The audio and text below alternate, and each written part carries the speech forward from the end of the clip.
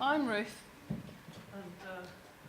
And my partner, Trish Belford, she's the other part of Tactility Factory. And we often use this name, Fabrication and Misconduct. And we write papers around that title. And I think that she's fabrication, and I think I'm misconduct. I'm not certain. But it is definitely a nom de plume that has emerged. It's something about transgressing and daring to do things different, and yet still also within a kind of making culture. What is important to declare is that both of us do take full-time salaries from institutions, so we're quite privileged in that position. But we have been doing this for about, it'll be 10 years. We don't declare that too often, and I'll come to that as one of the issues. And we have been doing it for part-time. You know, we do. I'm seconded now 1 day a week. We changed. In 2014, February, we got quite a lot of investment at that point, and we brought on board CEO and textile people and concrete people and admin. So it's changed quite a lot since that point. Let me get the buttons. Okay, so we are a company, and we have been a company since 2009. We won an award in the North called Invent. Actually, we were in a category that we shouldn't have been in, and they couldn't find a category to put us in. And I think that is just about the story of our career. There is no category to put us into, so we were put into a category called green tech. I now understand that maybe that's what we are, but it certainly wasn't a language that we knew. So winning that award against all the odds, I think made us form the company out of that. So the things I want to cover is what we do, why we do it, and I don't actually have a slide. I remember this morning I probably hadn't really covered why we do it, so maybe people can ask if I forget to cover that. And I think I'm going to talk about the bogs we've had to wade through. I love County Leitrim, and I love this area, and I love Ireland, and I love the bogs of Ireland, and I think that defines our identity in a way. And I thought I might, so I'm going to talk about technology, time, language, business, funding. And then I might finish from kind of from sort of being slightly higher up the slopes, maybe, from what we now see. Although I have to say, when Ruth spoke, I felt that I was kind of internally weeping because it was kind of everything that we've experienced and gone through. So I really identify with the content of Ruth's talk, not just because we have the same name, the same accent, but maybe we've experienced the same things. So I thought that was really, really great. So what we do is has anybody ever heard of Tactility Factory? A few people? Right. Okay, so what we do is we combine, clearly there's people who haven't, so I'll take you through it. It's not an easy one to get your head around. Certainly if you're an engineer, you're going to struggle. Because this is very counterintuitive. So we combine textiles and concrete. So what I forgot to say was that Trish is a textile designer. It's clear that I'm an architect. And really what we wanted to do was make hard things soft. Now, Trish often gets that the wrong way around. So she should really be called misconduct. But she often missays that, and then the boardroom table goes quiet at that point. But essentially what we're really trying to do is really apply the techniques and the technology and the culture and the thinking of textiles to the production of hard materials. When we started off, we thought the world was our oyster and we would try every material going. We started with concrete because my father was a manager of a quarry at one stage in his career. He did many things. He was a bit like me and moved around a lot. And I grew up, that kind of formative years in my life. As a teenager, I spent quite a lot of time in a quarry, and he was making concrete products as well. It was a very small-scale operation, but nevertheless, I'm one of the few people who really likes the smell of concrete. And Trish hates it, so it's an odd thing for her to be involved in. She, interestingly, has a very strong background in architecture. Her father was an architect. Her great-uncle was a guy who ran the AA in London, one of the prestigious organisations in architecture. And her boyfriend is an architect too. I have studiously avoided kissing any architects, so I wouldn't go near them. Sorry, guys. It's just the way they kiss you. It's a bit like an ant. It's too precise, too pre-considered. Not good. Sorry. I worked that out at the age of 23. So this is the surfaces that we make. So it's a combination. This one here, you can see it's kind of a combination of digital stitching, linen, all embedded within concrete. So it sits permanently on the surface of concrete. And this is, to think about putting a textile onto the surface of concrete is, as I say, really counterintuitive. Concrete is a very alkaline, very harsh environment for anything, even your hands, let alone beautiful textiles. So it is not normal. And these are the kind of three, well, there's actually four, I'll show you another slide, but these are kind of the three main technologies we have evolved. All of these are patented. We've currently got a UK patent, 2 US patents, which are very hard won because they're very aggressive examiners in the US system. And we've got 2 EU patent pendings, and let's hope they pend for another 10 years, because you don't have to pay as much. So we started with linen. Linen is brilliant. Of course, Irish linen.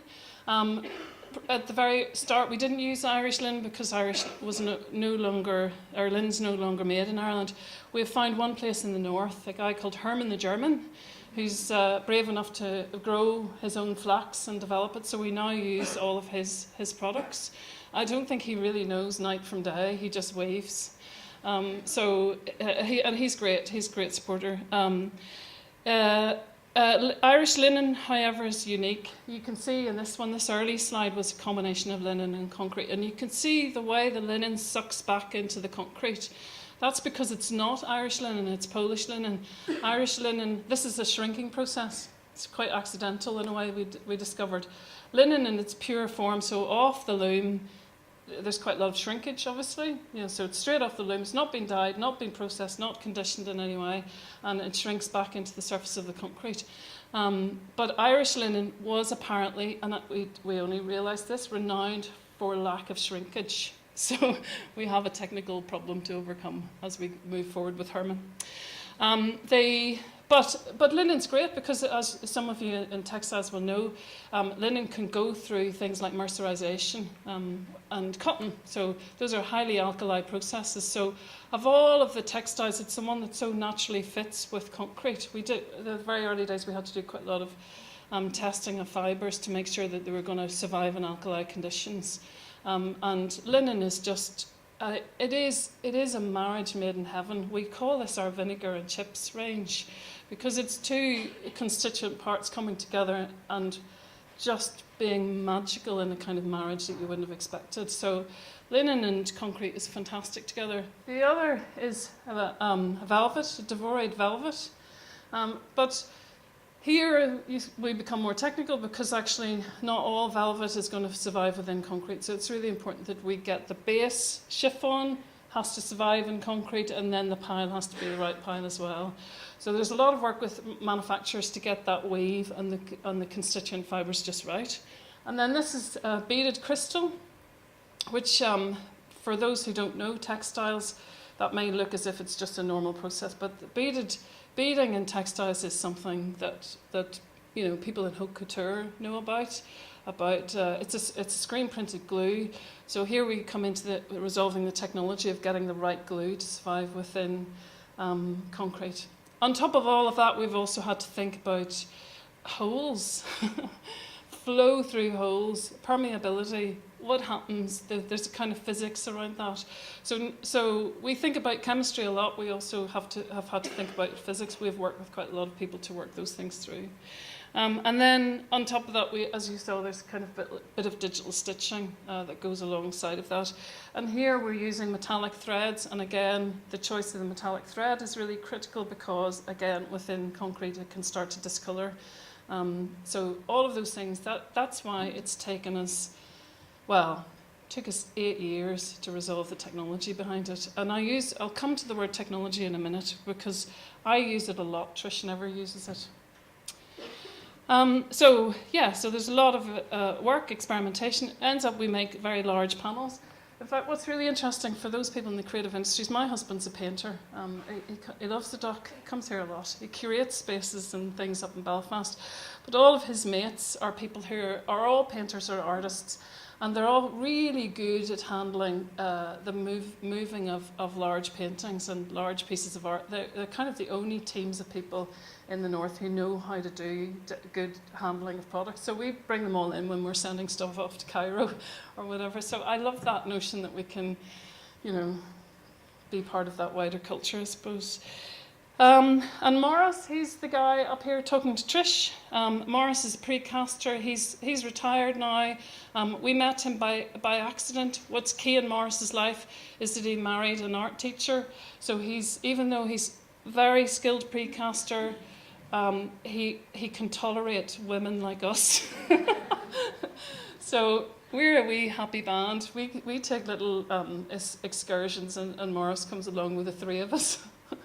But that's critical. You have to find people who are open, especially in the creative industries.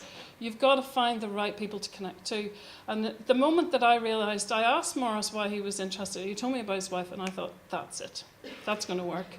And it has done. So he supports us all the way through. He's a real top-class expert, and he's also a very nice, gentle man. So these are all the processes we go through. There's also stuff about fixing. Once we evolved the surface technology, then we had to think about how we were going to apply it and use it. And it's used within, these are kind of this is our typical desk where we're sending out samples to people who do a lot of work at the moment in the Middle East, in Dubai and Cairo, and they are very demanding clients, but this is a very high-end product, a high cost, or a high price, really. We've got good margins on it, but there's a high price. So you're not just giving them a product, you're also giving them a service. So we're very responsive through the samples that we send, and thoughtful towards that. These are some of the early projects that we did. And so this is kind of mossy covered lichen wall. That's a green velvet. This is stuff for a bedroom that we did. It's a crystal on this side, and then huge 3.5 metre high panels with ventilation slots in it. And that goes out to, that's in a place in Cairo, a villa. It's a bedroom setting. It's a bedroom that's the size of our house. Very big spaces. And again, that's critical. The marketplace in the Middle East is perfect for us because they have a lot of concrete. They use a lot of concrete. They also have big volume spaces. So the areas that they need to cover are bigger than they would. In Europe, our spaces are small. We live in smaller spaces, obviously. The other thing that Europe has done is that it's stripped out any sense of decoration. So Middle East markets definitely understand and still maintain a relationship to decoration and still evolve it. Some people within architecture, we stripped it all out and left white surfaces. So I'm kind of fighting against that culture as well within my own discipline. Yeah, so let me just talk about this. So we produce on the surface of it, for people on the outside of what we do, it looks as if we produce beautiful surfaces that are used for a variety of interior applications. In fact, we've mostly been commission driven. So we have, and I'll show you the funding breakdown in a minute, but we have had quite a bit of funding. But Trish and I like to respond to commissions, and commissions are what have led the R&D. So the commissions have all been for interiors. We'd love to do exteriors, but that's going to change a little bit of the technology of what we do. But given that we've done an almost impossible task to date, we don't think that there's anything out there that we can't do. We'll just have to resolve it one way. Resolving technology is the least of the problems in a way. But what we've done, and this is the bit that I'm very keen to explain, because Trish doesn't do this, and we'll talk about this in a minute, but is that we have extended the potential of concrete. So concrete is grey, cold, acoustically harsh, and apart from people like me and architects, mostly not liked by the general public. So it's not a surface that you want to be close to. It's a chilling surface. And what we've done is we've introduced colour, texture, acoustic softness. So our panels have a difference. They do make a difference. And they're also less chilling to stand around. So they're fantastic within those places where you need thermal mass. A lot of thermal mass, exposed concrete, or here it's block work, or not stone. But exposed concrete, where you want a building to suck up any excess heat from the day and then slow release at night, so that you're, instead of pumping in heat and then cooling and then pumping in heat and cooling, whatever, you're actually just got a kind of flatline graph. So thermal mass is where the concrete industry goes in terms of its sustainable argument. Have more concrete, even though it's not green, right? Even though it's an unsustainable resource. And if you have more concrete, more exposed concrete, you're going to have a more efficient, low energy building. But what do you do with exposed surfaces? You've got acoustic harshness, you've also got a kind of chilling effect on the experience of it. So we think we kind of answer some of those questions. We also do other things in that we can manipulate surfaces without any in-production processes or post-production surfaces or processes. So it's the textile that does all the work in articulation of the surface. So there is something quite interesting to precasters that we, instead of buying expensive moulding or doing post-production on a surface, that the textile is articulating the surface. So there's technology in there that's never been there before, okay? So, and that's critical for us. And I want to talk a little bit about technology. Trish is a textile designer, and she's 5 years older than me. She has gone through the textile industry and came into education later on in life for research. She's a research fellow in the University of Ulster. And she never used the word technology. That's not her interest. Her interest is in making beautiful things that people can have a physical and emotional reaction to. And her textiles are some of the most beautiful textiles. They're extremely tactile. Her skill is taking and eroding textiles and altering their structure so that they are really super. So it's not visual. There is a visual element to our textiles, but they're really yummy things to interact with. Yet, she is someone who really understands the mechanics and the chemicals around textiles. And for me as an architect, I think that's quite mind-blowing, because sometimes in architecture we laud technology. Technology becomes the end expression almost. For her, it's just the way to the end goal. So she's never been interested in exposing the technology or talking about it. It's just something she has to do to get to where she wants to go to. And yet, by not talking about technology, we don't get taken seriously, because as every beautiful woman in this audience will know, sometimes people think you're slightly dumb, okay? Beauty tends to cause people to think there's no content, okay? So, and beauty, for those people who make things that are beautiful, your understanding of the technology and the process of how you do it is never rated, or rarely rated, okay? So beautiful things are accepted on an aesthetic level, but people don't understand just how damn clever they are. So when I go into interior designers, we talk about the colour and the texture, and we talk about the client. When I talk to architects, I talk about just how clever it is, and I reinforce that there's patented technology here. And I think that's critical. And actually, after yesterday's board meeting, I'm beginning to understand absolutely the economic potential of the patent box system in the UK. That's going to make us a wee bit of money, right? So, and I find that really interesting. I'm sceptical. I have to resolve it ethically, but we'll find a way to do that. So I'm very keen, and I would definitely say for those people who start talking the language of those people who fund you, because they like technology. That's a word they get. Innovation, that's why they don't get design, they get innovation. And I think that's really, really important. And then time and language. So this is the second of my 3 themes. I think I've got another 10 minutes. Time, and it goes back to that first thing about being part-time. Trish and I only ever did this part-time, and I think when people start up, that is a big thing, isn't it? How do you find the time to do it and earn money? Because both Trish and I, as I've already mentioned, my beautiful, intelligent, fantastically gorgeous husband is an artist, right?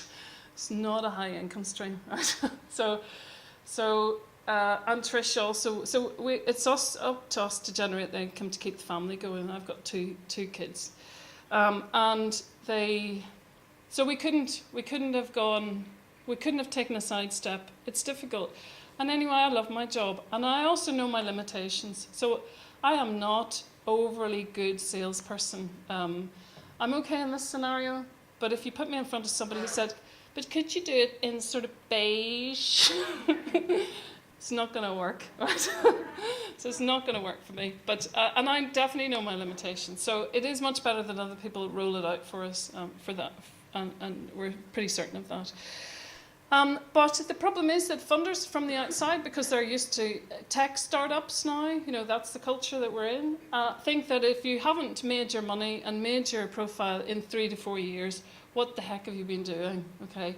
And yet, all of those people who make and know how to make, know it takes a long time. Okay, you can write the recipe down, you can say what the technology is, but it's the know-how around that. Interestingly, within the world of patenting is all about identifying the technology, the description, but securing it with know-how. Okay, so know-how is the tacit stuff that we do as makers. Okay, and that's the stuff that gives you intellectual property security. So it's that fat of know-how around knowledge that really makes the difference. There's an economic value to that, I suppose.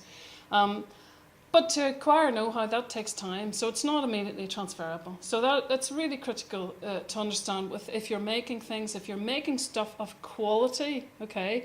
So it's not just a design idea, it's a quality outcome, then I think you're definitely in a timeline that's slightly longer than that kind of app startup technology thing. No offense, but I think that's a different time scale. And just to convince people, so when people will always begin to say, oh, right, so you've been doing it for 8 years then, have you? And I go, yes, that's a sign of our persistence. And you have to change the language to make it in your favour. And language is a really critical thing for us, because language can exclude. And God knows, whenever you're in the world of business, there's a lot of terminology that's used that, we've had to really skill up on. And certainly within, when it comes to signing shareholder agreements, it's tricky. So I had to go back to my first job as an architect. When I went to site, I was one of the few women who was a project manager at the time. And I just thought, I'm just going to have to ask questions because I have no clue. And then all of a sudden I started to realise that the more questions I asked, the more I realised, not that I was getting answers, but that I was also starting to understand the bits that other people didn't understand. So I could work out that they were not so advanced in their knowledge. So by asking loads of questions, you actually open up gaps that you can share in with the person who's supposedly the expert. Right? And I like that a lot. So I am a persistent question. You talked about it as well, Ruth. I definitely go, why? So, and when it comes to signing shareholder agreements and all of those legal documents, I think you just have to be that naive 21-year-old and just say, but what does that mean? No, I still don't understand. Tell me it again. No, I'm not signing it until I fully understand this. Okay, and I think that really helps. It also helped for us to change the language of the legal he to the legal she. We call it our she moment, because we really did lose it and go, nope, you're going to have to take out all the he's. If the law says that he is the legal standard, we want it to be she. Because this is founded by 2 women. So, sorry, but it was really critical for us. We really wanted to control the language. And we wanted to embrace our existence in the whole thing. But language is also great, because when you do stuff like this is like car crashing 2 materials together that have never existed. So it's not... I resist the word hybrid. In the early days, I used to call it hybrid, but I just now call it, it's a new material. Because hybrid implies that it is 2 materials, but we are bringing together stuff to make something entirely different, okay? And as a consequence, we have a whole raft of in-house language within our technical processes that have never existed before on the planet.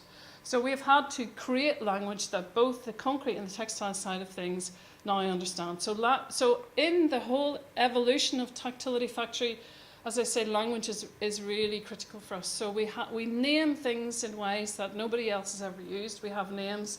I have a sample in my bag over there, but our samples are called strokies. So we just manipulate the language in order that we can control it, and that also builds a brand. It's interesting, right? it's interesting how the assertion of yourself within your own making actually starts to build the brand. And nobody ever told us that, except for Ruth. Yeah, okay.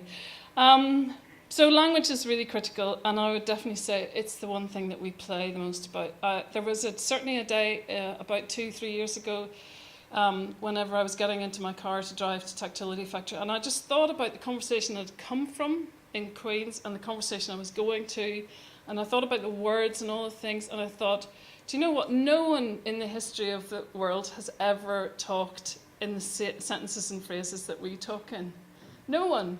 Like if you were to come into it, it would be slightly foreign. It would be a little bit like, I don't know, maybe listening to Ulster Scots. You sort of get it, but maybe not fully. Right. So, and I think that's really profoundly interesting. So let me talk about the last thing, business and funding. And for me, this is definitely about the resolution of ethics and economics. As an architect, certainly in the realms that I'm in, money's bad. Money's a bad word. I was almost thrown out of a school of architecture in the UK. They asked me to come and review their course at one stage. Now, I was really complimentary, really fantastic course. And at the end of it, I said, but you don't really talk anything about money or teach your students anything about the economics of architecture. And I, apart from the fact they really liked me, it was a close moment when it could have turned nasty. Right? So I think that's really critical. I now teach quite a lot about how you resolve your position ethically whenever you're also within economic areas. I run a master's in sustainable practices. And for me, that's really critical, particularly in the area of creative industries, because most of us, as was said earlier, we're not doing it for the money. But how do we understand how to access the funding and the money in order to make sure that we achieve what we want to do? So I think that is really key. And what I would say is, for those people who stand on the high moral ground of not engaging with business and funding and money, I think it is really, it's really easy for you to do that, to engage actively with some of these things and to have your own ethics and position questioned on a weekly or monthly basis. That, to me, is where we need to be. We need to be negotiating that ethical landscape for ourselves very actively as creative practitioners. It's tough, and it's really tough, and I sometimes feel deeply bruised by the process. And I go home and I sort of put my head in my hands, and it's a tough one, but I think it's really critical that we're in there negotiating our business, our economic standpoint in our way. So this is me just trying to show you how we've done that. So somewhere in January 2006, Trish wrote an application to the Arts Council in Northern Ireland without even telling me. She put my name on it.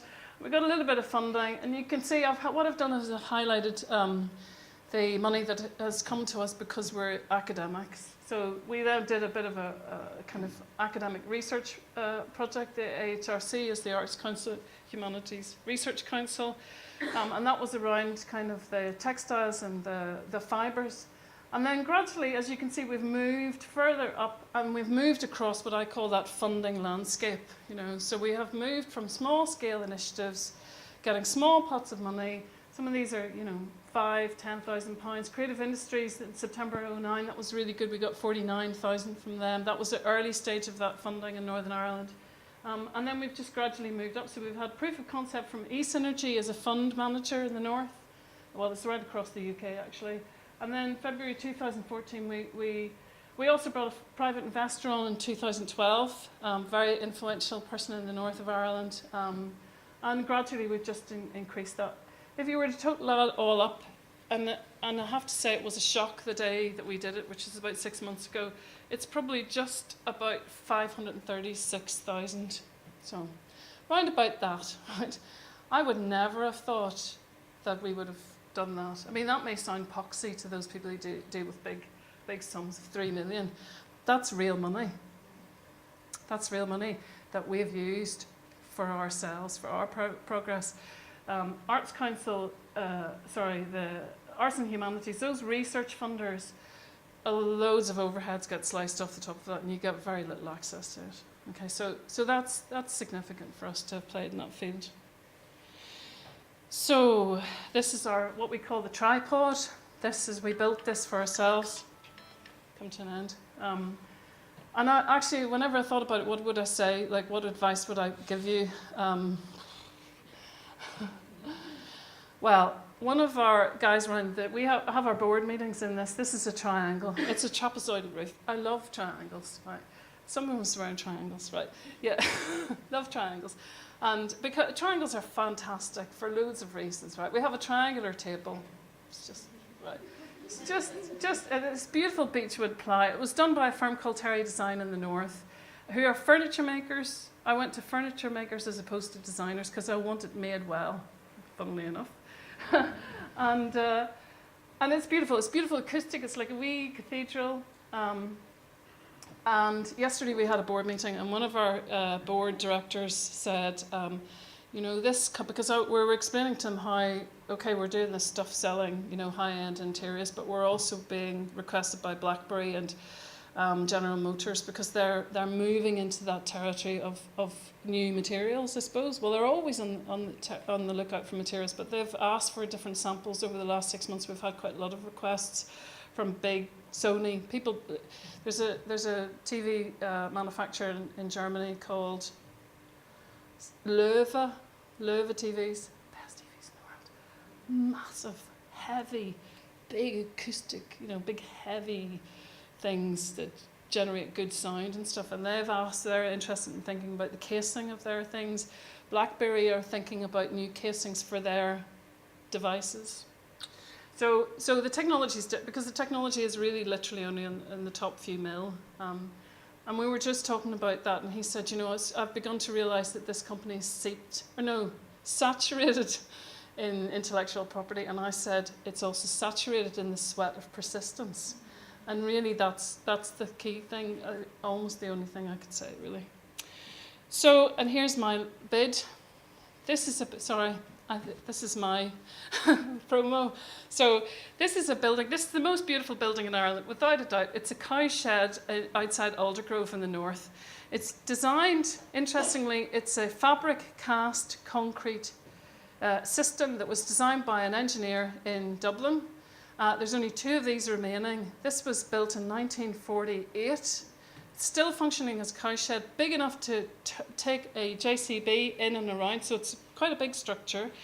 So they're metal rings upon which they draped hessian, and then they cast the concrete, and the concrete's quite skinny. It's about 100 mil, but it is really beautiful. And the fact that it's covered in moss is just the bingo part of it, really. And Trish, we've been working with a client in London to try and develop a kind of lichen green concrete. So if anyone would like to work with us to make a big, curvy project, come and tell us. Because we've always done flat surfaces, but it's curves where we're going. So this is what we look like. And it's not Ruth, but it is Woof. That's the only way I can end it. Thank you very much.